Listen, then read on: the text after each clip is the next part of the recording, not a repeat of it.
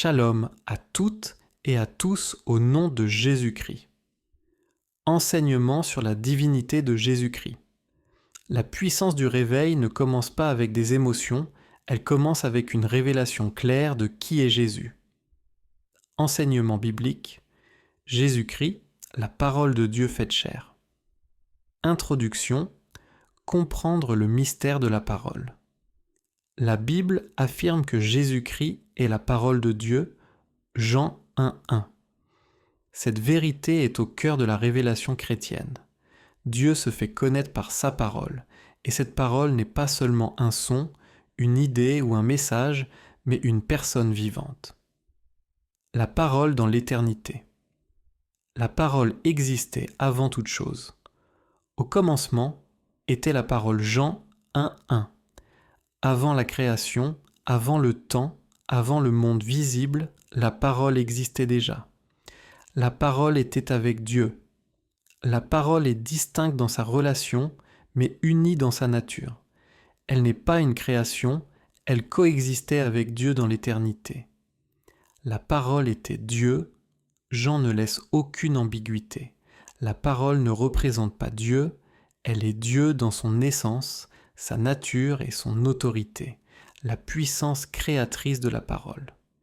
Tout a été créé par la parole Jean 1:3 déclare. Toutes choses ont été faites par elle.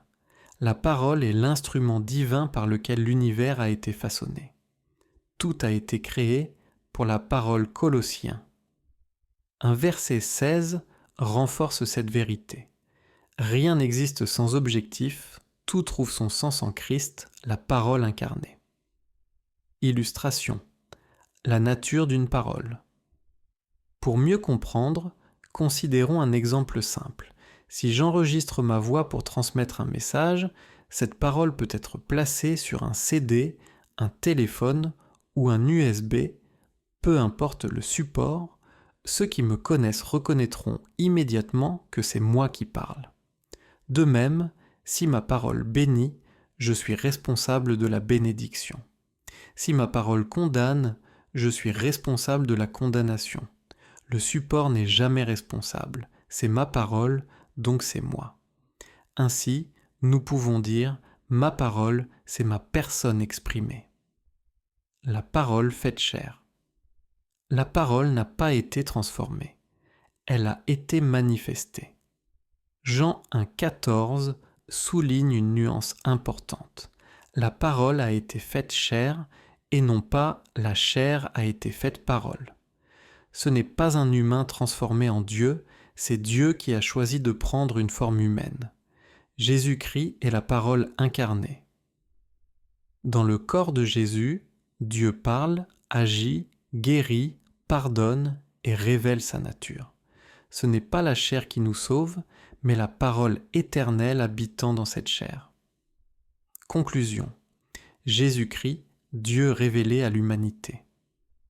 Ainsi, selon l'Écriture, la parole est Dieu. Cette parole a été manifestée dans un corps humain, donc Jésus-Christ est Dieu, lui-même venu dans le monde pour révéler, sauver et transformer l'humanité.